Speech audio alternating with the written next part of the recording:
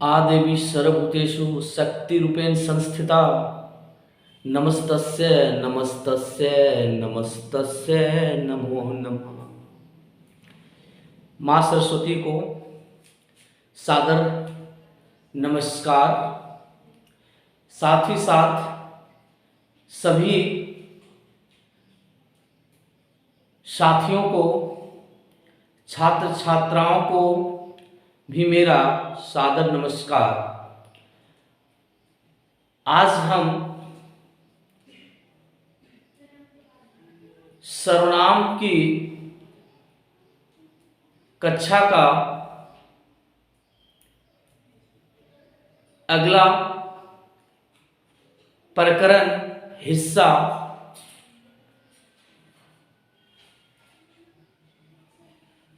पर चर्चा करने जा रहा हूं। तो साथियों, जैसा कि आप सभी पूर्व के सर्वनाम कक्षा में, सर्वनाम प्रकरण में आप सभी ने जैसा कि पढ़ लिया था, जान लिया था,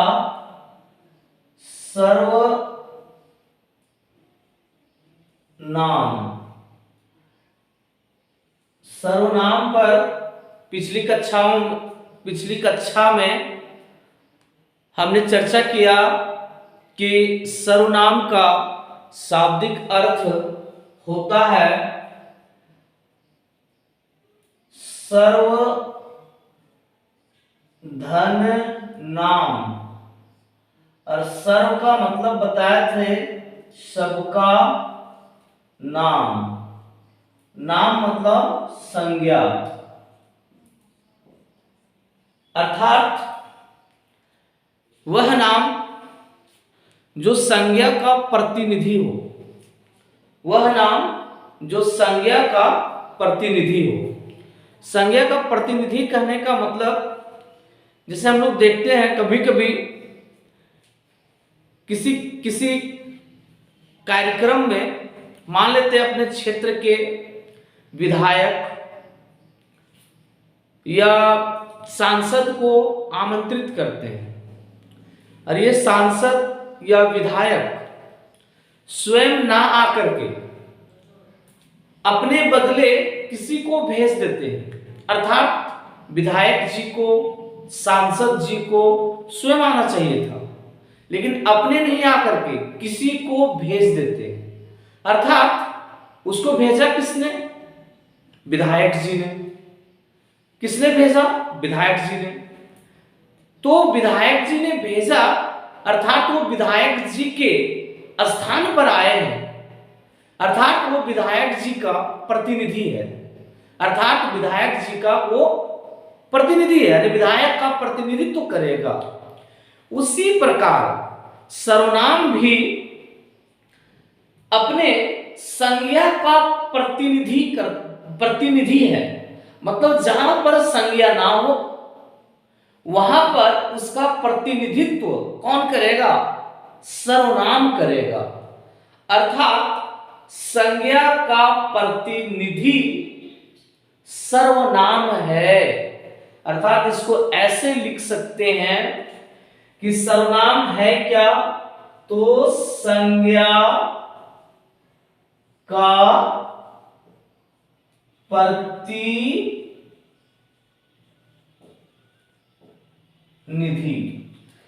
संज्ञा का प्रतिनिधि क्या है? सर्वनाम है। क्लियर? मतलब जहां संज्ञा खुद ना आकर के अपने बदले किसी को ले ले या अपने बदले किसी को भेज दे, उसे हम लोग कहते हैं सर्वनाम। अर्थात संज्ञा का क्या है? वो सर्वनाम क्या है? प्रतिनिधि है। क्या है उसका? प्रतिनिधि है। चलिए, उसके बाद जैसा आप सभी जानते हैं कि किसी भी वाक्य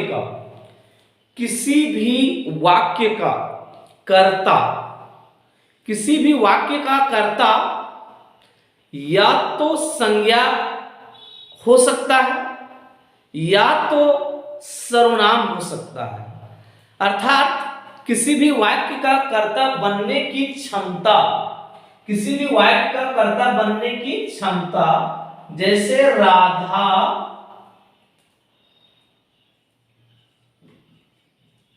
पढ़ती है, राधा पढ़ती है, तो यह वाक्य का कर्ता कौन है? राधा। और ये क्या है? एक संज्ञा है। मतलब किसी वाक्य का कर्ता बनने की जो क्षमता है, कर्ता बनने का जो पावर है, वो किसके पास है? संज्ञा के पास है या सर्वनाम के पास है। किसके पास है? या तो संज्ञा के पास या तो सर्वनाम के पास। तो राधा पढ़ती है, वह जाता है, वह जाता है, वह जाता है। कौन जाता है? वह। मतलब वह भी क्या है? करता है। यानी राधा जो है वो करता है वाक्य का, और वह भी जो है वो वाक्य का क्या है?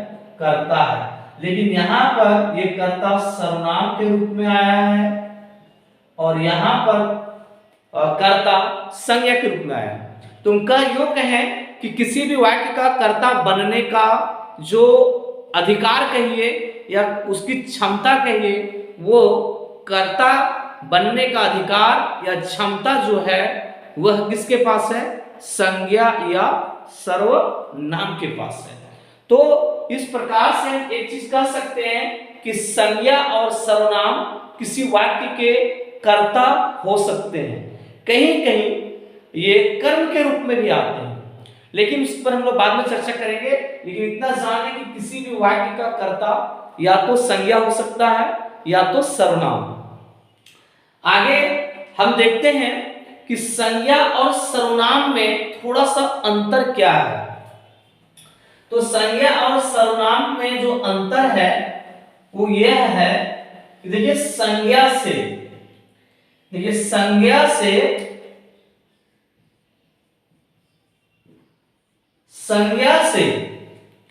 सिर्फ और सिर्फ उसी वस्तु, उसी व्यक्ति, उसी जानवर का बोध होगा जिसका हम नाम लेंगे। जिसका हम नाम लेंगे उसी का बोध होगा। किससे? संज्ञा से। संज्ञा से उसी का बोध होगा जिसका हम नाम लेंगे। जैसे गाय, जैसे ही हम गाय बोलेंगे, इससे क्या होगा? किसी एक जानवर विशेष का बोध होता है, एक जानवर विशेष का बोध होता है। और जैसे बोलते घर, तो इससे एक स्थान विशेष का बोध होता है। तो इस प्रकार से संज्ञा से सिर्फ जिसका हम नाम लेते हैं उसी का बोध होता है। लेकिन वहीं पर अगर हम बात करें कि जैसे बोले वह, फिर से लिखते हैं वह, तो ये वह से किसका बोध होता है? ये जो वह हम बोल रहे हैं इससे किसका बोध होता है? वह कुछ बोध नहीं हो रहा है अभी, लेकिन थोड़ा सा ठहरिए, देखिए किसका बोध होता है। जैसे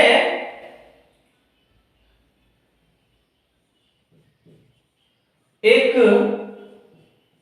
घोड़ा था, वह काला था। अब बताओ, अब वह से किसका बोध हो रहा है? वह से किसका बोध हो रहा है? जी, वह से अब यहां पर घोड़ा का बोध हो रहा है। मतलब एक घोड़ा था, वह काला था, तो वह जो शब्द है वो घोड़ा के लिए भी आ गया। अब देखें,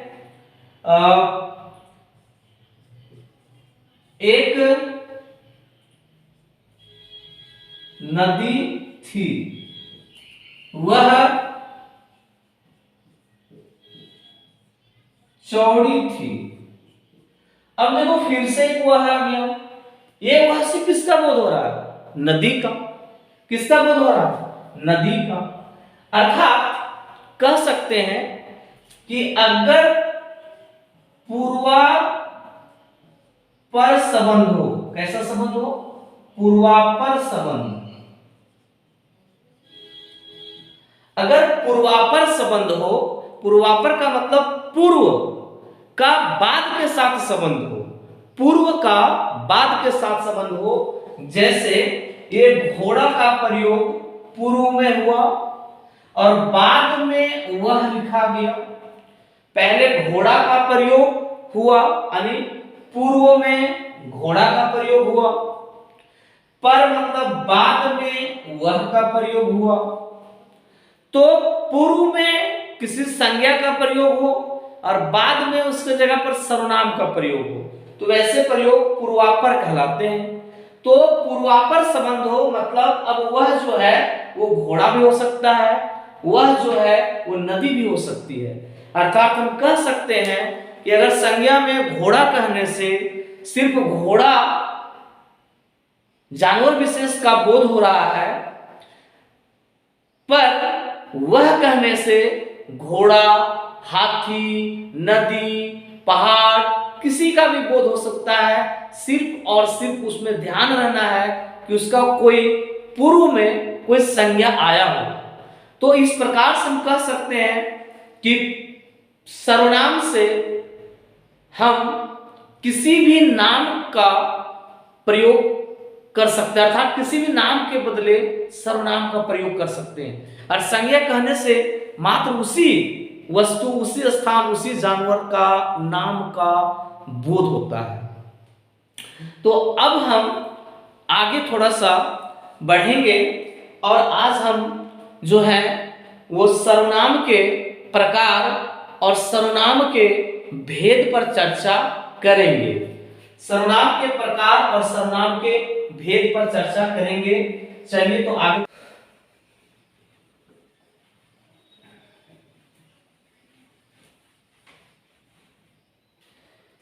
तो सर्वनाम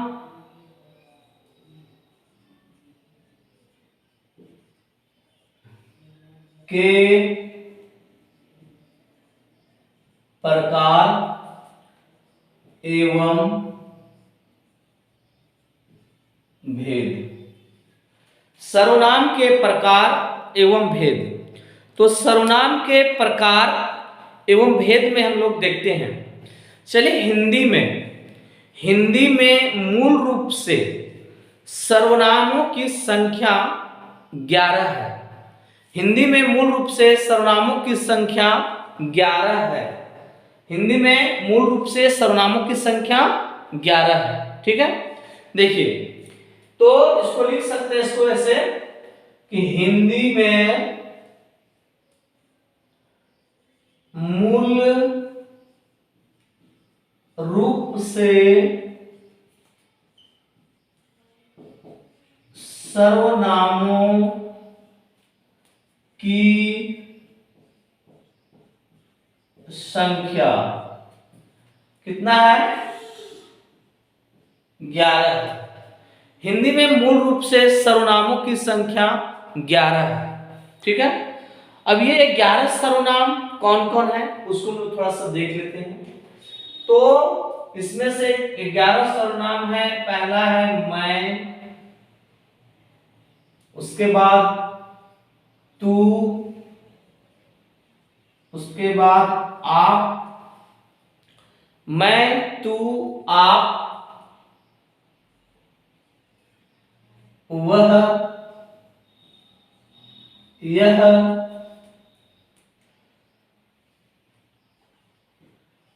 कोई, कुछ, क्या,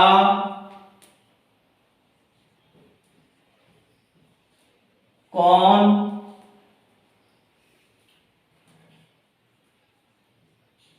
जो, सो। हिंदी में मूल रूप से सर्वनामों की संख्या कितनी है? 11 है। और ये 11 सर्वनाम कौन कौन है वो जरा सा देखते हैं।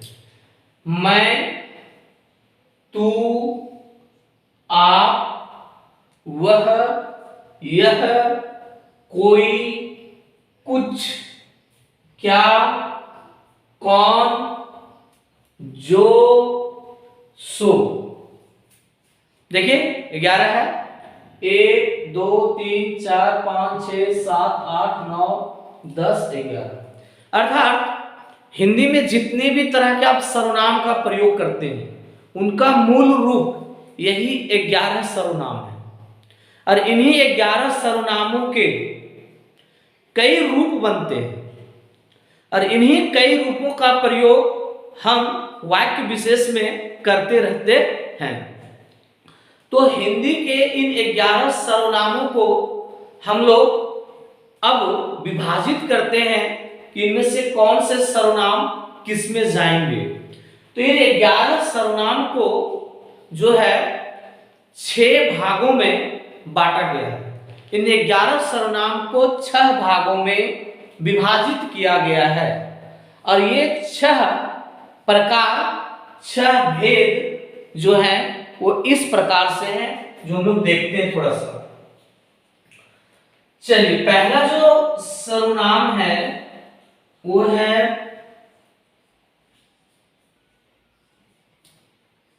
पुरुष वाचक सर्वनाम। पहला सर्वनाम पुरुषवाचक सर्वनाम। पहला सर्वनाम का नाम पुरुषवाचक सर्वनाम। दूसरा सर्वनाम जो है वो है निश्चयवाचक सर्वनाम।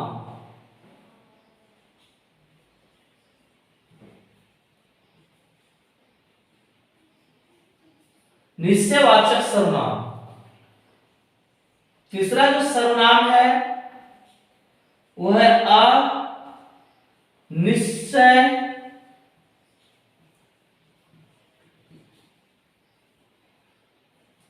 वाचक सर्वनाम।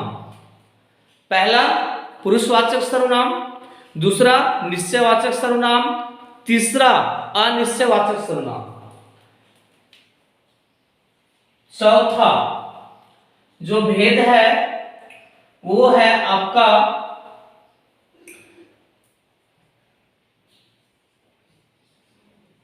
प्रश्न वाचक सर्वनाम। पांचवा है संबंध वाचक सर्वनाम और छठा है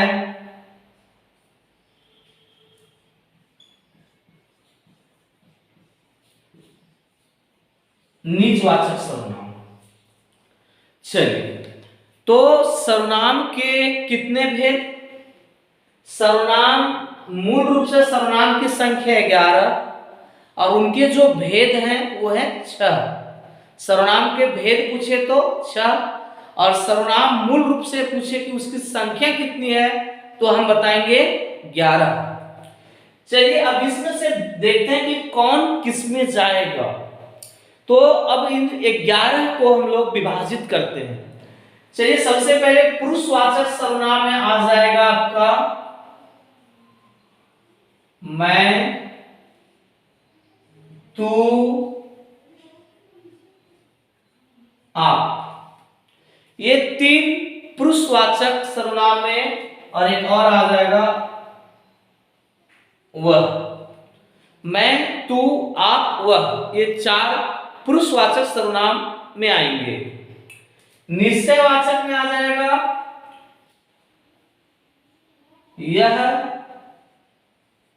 वह। अनिश्चयवाचक में आ जाएगा कोई, कुछ, कोई, कुछ।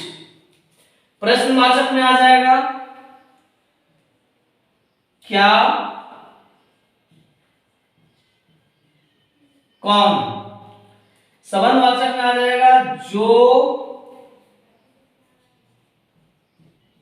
सो। निजवाचक में आ जाएगा आप। अब गिन लीजिए, फिर से 11 ही होंगे। वह 2 बार आया है, गिनेंगे एक ही, क्योंकि वो एक ही सर्वनाम है। प्रयोग के आधार पर कभी वह पुरुषवाचक हो जाता है, कभी निश्चयवाचक हो जाता है। फिर उसी प्रकार से आप, ये आप भी एक ऐसा सर्वनाम है जो कभी पुरुषवाचक हो जाता है, कभी निजवाचक हो जाता है। तो इस प्रकार से कुल सर्वनामों की संख्या 11 है और उनके भेद 6 हैं, और इन 6 भेदों में से इन 11 को हम इस प्रकार से बांटकर अध्ययन करेंगे। चलिए थोड़ा सा इसका संक्षिप्त परिचय देख लेते हैं एक बार। देखिए, जब किसी वक्ता, श्रोता या किसी के बारे में बात हो, वक्ता, श्रोता और किसी के बारे में बात हो, तो पूरे संसार के जो वार्तालाप है, उस वार्तालाप को 3 भाग में बांटा गया है। एक बोला गया है बोलने वाला, अगर मौखिक में बात करें तो बोलने वाला, लिखित में बात करें तो लिखने वाला। एक हो गया, एक ग्रुप में आ गया बोलने वाला, लिखने वाला, अर्थात मौखिक रूप में जो बोलता है, लिखित रूप में उसी को कहते हैं लिखता है। तो पूरे संसार के वार्तालाप को 3 भाग में बांटा गया है, और इन वार्तालाप के तीनों भागों को यहां पर पुरुष कहा गया है। तो जो बोलने वाला है, जो सुनने वाला है, और जिसके बारे में बात किया जाता है, जैसे औरत लोग देखते होंगे आप लोग आसपास में, आगे बहनियां, तो बहनियां कहाँ है? सामने है, माथा पर गोबर ले लेगी और जाएगी, रास्ते में टोकेगी, अगे बहनियां। बहनियां मतलब सामने वाले को बहनियां बोलकर संबोधित की, तो वो बोलेगी क्या बात है, मतलब ये दोनों औरतों के बीच वार्तालाप हो रही है। तीसरी बात क्या हो रही है? जानो ही फलना घर चोर ढुक गल, अगे बहनिया जानो ही फलना घर चोर ढुक गल। मतलब कि एक औरत जो बोल रही है, वो दूसरे औरत उसको सुन रही है, और तीसरी बात कह रही क्या? फलना घर चोर ढुक गए। तो जो चोर ढुक गया यानी चोर घुस गया, ये दोनों के बीच का मुद्दा है बातचीत का। तो दोनों के बीच जो बातचीत का मुद्दा हो, यानी जिस मुद्दे पर बातचीत हो, वही मुद्दा एक वो हो गया, और एक बोलने वाला, और एक सुनने वाला, और एक जिस मुद्दा पर बातचीत हो। इन तीनों को जो है कहा गया है पुरुष, और इन तीनों को जिस सर्वनाम से हम बताएंगे वो हो जाएगा पुरुषवाचक सर्वनाम। जैसे बोलने वाला अपने लिए बोलेगा मैं बोल बता रहा हूं ना, वैसा तुम सुनो। तो अपने लिए क्या बोला? मैं बोल रहा हूं, वैसा तुम सुनो। और सुनने वालों के लिए क्या संबोधित किया? तुम सुनो। उसके घर में चोर घुस गया, मैटर क्या है? उसके घर में। तो ये उसके जो शब्द है, बात है, वो क्या है? वो एक अलग हो गया, मैं अपने लिए एक अलग हो गया, तुम उसके लिए, तुम जो है वो अलग हो गया। मतलब बोलने वाला अपने लिए मैं बोलता है, सुनने वाला के लिए तू बोलता है, या फिर आदर से आप बोलता है। और वह में सारा संसार समाया है, सारा संसार की घटना समाया है, सारा संसार की चुगली समाया है, सारा संसार की बात समाया है, सबके सब समाया है। किसमें? वह में समाया है।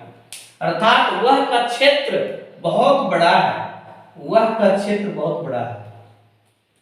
तो पुरुषवाचक में मैं, तू, आप, वह, ये 4 आते हैं। उसके बाद निश्चयवाचक, निश्चयवाचक का एक और नाम है संकेतवाचक।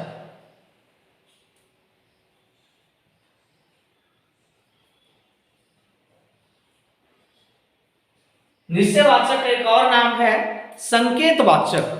मतलब किसी भी चीज का जब हम संकेत करते हैं, ठीक है, किसी भी चीज के लिए हम जब क्या करते हैं? संकेत करते हैं।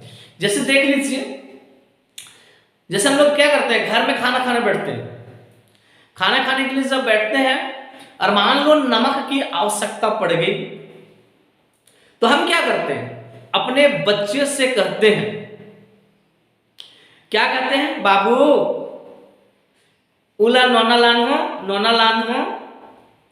बच्चा नोना बुझे तब ने आप क्या बोलते हैं, बाबू नोना लान हो, नोना लान हो। बच्चा बुझ रहा है, नहीं बुझ रहा है, नोना नोना क्या है, नोना हो सकता नहीं समझ रहा हो बच्चा, छोटा बच्चा।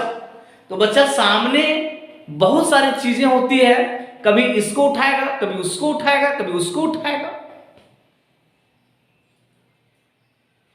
तो बच्चा बोलेगा ई, नारे ऊ। बच्चा क्या बोलेगा, ई। तो हम क्या बोलेंगे, नारे ऊ। अच्छा ऊ वाला लान, ऊ वाला लान, ऊ लान लान बाबू, ऊ वाला लान। तो ऊ वाला, ऊ लान, ऊ। तो ऊ मतलब आप क्या कर रहे हैं, बच्चा को पहले बोले नमक लाना, नोना लानी हो। बच्चा नहीं समझा, दो तीन चीज को उठा उठा के देखने लगा। तब हम उसको बोले अपने हाथ से ऐसे इशारा किए, ऊ वाला लान, ऊ वाला। तो उस पर इशारा भी दिखा रहे हैं और ऊ कर रहे हैं। तो बच्चा समझ गया कि इशारा इधर है, अर्थात ये वाला उठा करके हमको ले जाना है। तो जहां पर हम किसी दूर की वस्तु, हम तो कह रहे हैं ऊ वाला, और बच्चा उठाया और बोलता है ई वाला। तो ई वाला यानी बच्चा भी संकेत कर रहा है कि ई वाला, बोलता है हाँ हाँ ये वाला लाना। तो दो चीजें हो गई एक साथ, आप बोले ऊ वाला लाना, बच्चा उठाया और बोला ई वाला। तो देखिए बच्चा हमारे हमसे जो नमक था वो दूरी पर था, नौना वाला डोकिया ने, अच्छा वो दूरी पर था। तो दूरी पर था तो हम क्या बोल रहे थे, ऊ वाला। और बच्चा का क्या था, वो नजदीक में था, इसलिए बोल रहा था ई वाला, ई वाला। और हम बोल रहे थे ऊ वाला। तो ई वाला और ऊ वाला, ये जो हम ऐसे करते हैं इशारा, ऊ वाला और ई वाला, तो ये ऐसे जो आप इशारा करते हैं ना, तो आप क्या करते हैं कि या तो किसी को उसका नाम पता नहीं है, उस स्थिति में आप क्या करते हैं कि उसको इशारा करते हैं, ऊ वाला लान बाबू, ऊ वाला लान, अर्थात वह लाओ या उसको लाओ। अब बच्चा जब उसको उठा लेता है तो बोलता है ई वाला, चाहे इसको लाना है, तो भी इशारा कर रहा है। तो हम जब इशारा किसी भी चीज के लिए निश्चित रूप से जब उसे इशारा करते हैं, अर्थात उसका संकेत करते हैं, यानी उसकी निश्चितता दिखाते हैं, हाँ यही वाला, तो ये इशारा, ये निश्चितता बताने के लिए जिस सर्वनाम का प्रयोग कर रहे हैं आप, वे सर्वनाम निश्चयवाचक सर्वनाम कहलाते हैं। आप बात समझ गए होंगे कि निश्चयवाचक मतलब किसी की निश्चितता बताने के लिए या किसी का संकेत करने के लिए। और हम संकेत में दो ही सर्वनाम का प्रयोग करते हैं, या तो सामने हो तो यह और दूर हो तो वह। सामने हो तो यह और दूर हो तो वह। क्लियर है? अब इसके बहुवचन बनते हैं, यह का बन जाता है ये या ये सब, वह का बन जाता है वे या फिर वे सब, या फिर वो भी बोलते हैं, वो, ये भी चलता है। फिर अनिश्चयवाचक सर्वनाम, एक एक सर्वनाम को हम लोग विस्तार से पढ़ेंगे, थोड़ा सा इसका संक्षिप्त जानकारी ले लेते हैं पहले। अनिश्चयवाचक सर्वनाम यानी वैसा सर्वनाम जो अनिश्चय हो, जिसका निश्चित होना नहीं है। जैसे इसमें दो सर्वनाम आते हैं, कोई और कुछ। कोई का प्रयोग सजीव प्राणियों के लिए होता है और बड़े सजीव के लिए होता है, बड़े प्राणियों के लिए होता है। और निर्जीव का प्रयोग छोटे सूक्ष्म जीवों, सूक्ष्म निर्जीव पदार्थों के लिए होता है।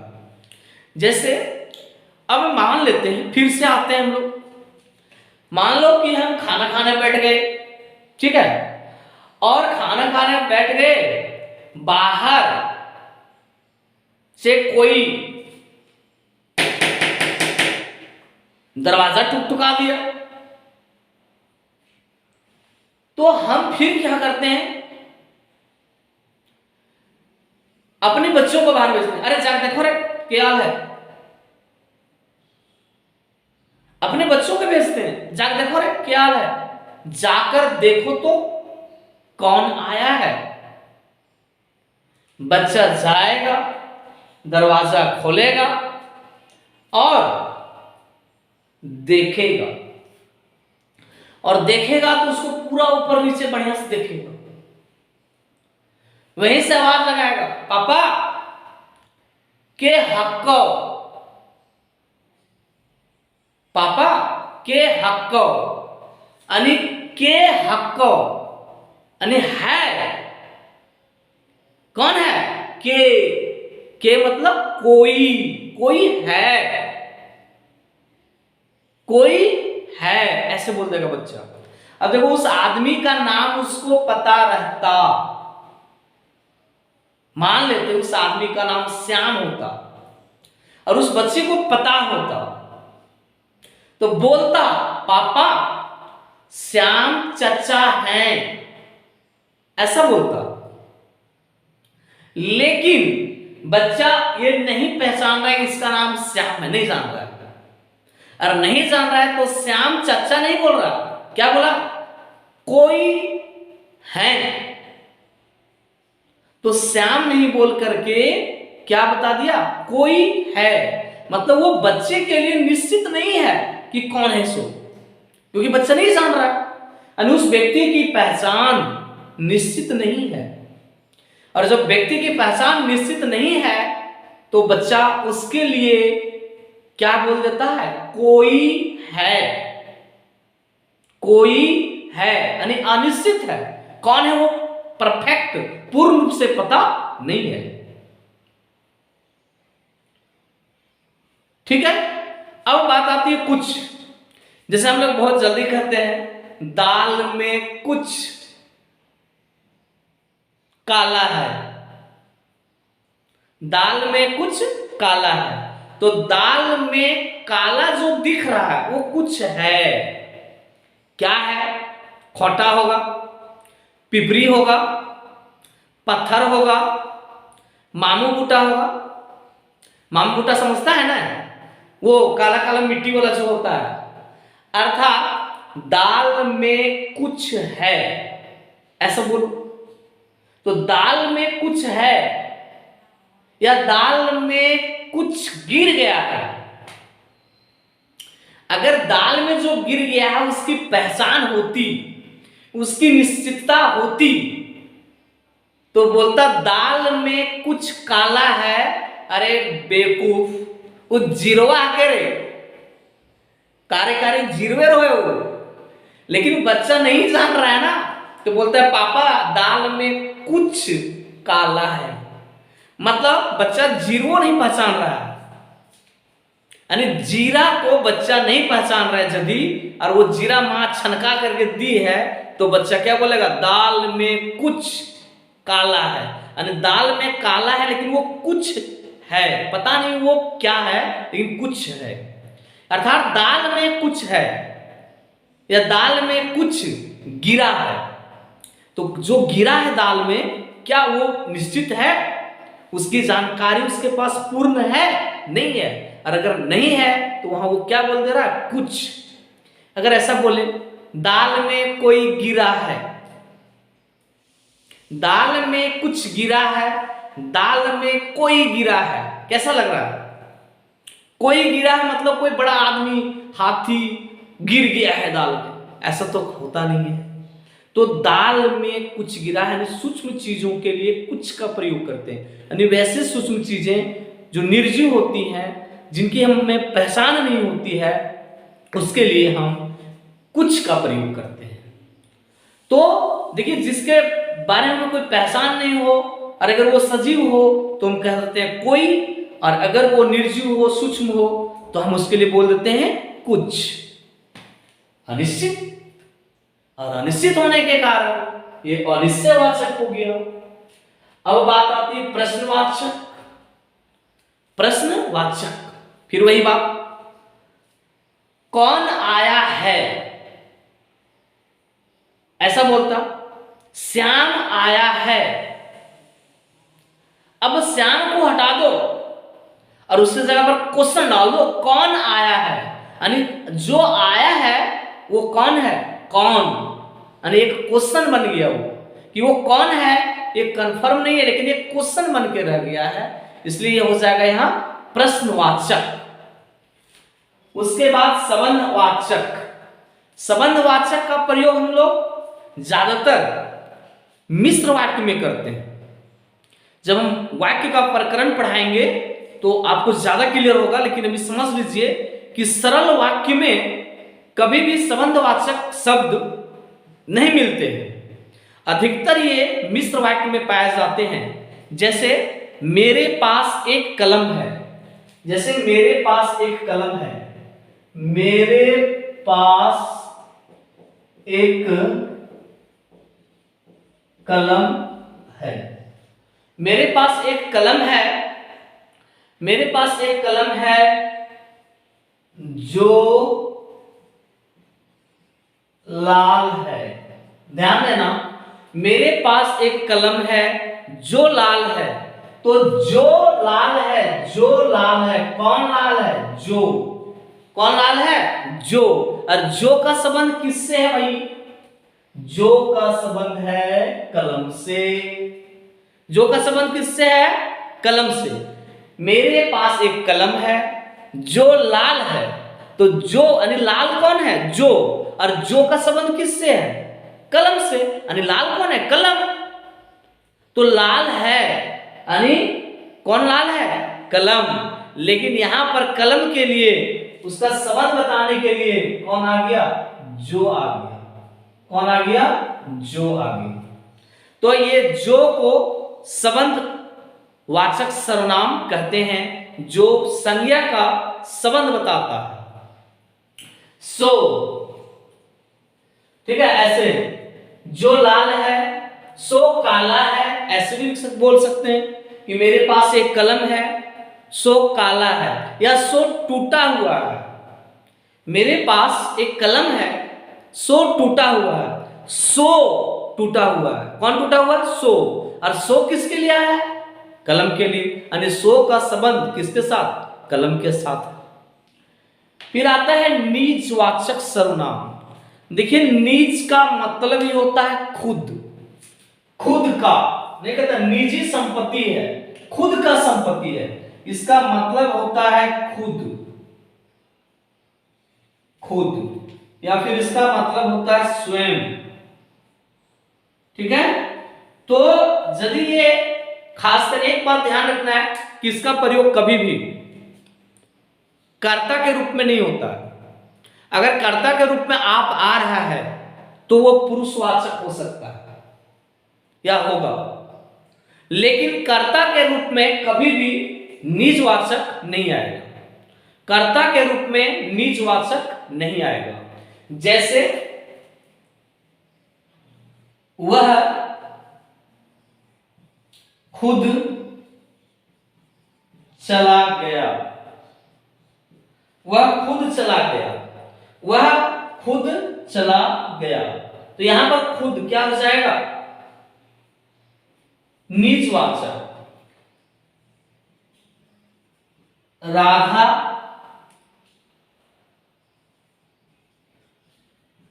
अपने आप मुंह मोड़ ली, राधा अपने आप मुंह मोड़ ली, यानी राधा जो है मुंह मोड़ ली, अपने आप यानी खुद मोड़ ली। हमने उसको कुछ नहीं कहा, हमने उसे कुछ भी नहीं कहा, लेकिन राधा अपने आप मुंह मोड़ ली। तो यहां पर जो अपने आप आया वो आया किस रूप में? नीचवाचक सर्वनाम के रूप में। तो इस प्रकार से हम संक्षेप में ये 6 के 6 सर्वनाम का अभी अध्ययन किए। अब हम इसके बाद के क्लास में इन 6 सर्वनामों का विस्तार से चर्चा करेंगे। चलिए, आज के इस क्लास के लिए आप सबों को बहुत बहुत धन्यवाद। वीडियो अच्छा लगे, जानकारी अच्छा लगे तो अपने मित्रों, अपने दोस्तों, अपने भाइयों के बीच शेयर कर देना, और हो सके तो एक लाइक बटन जरूर दबा देना, और पसंद ना आए तो डिसलाइक बटन जरूर दबा देना। पसंद आए तो लाइक बटन, ना पसंद आए तो डिसलाइक बटन। कमेंट करना तो बिल्कुल नहीं भूलना मेरे भाई, बड़े काम की चीज है। कमेंट में आप लिखेंगे, आगे मैं सुधार करूंगा। चलिए ठीक है, तो आज का क्लास इतना ही।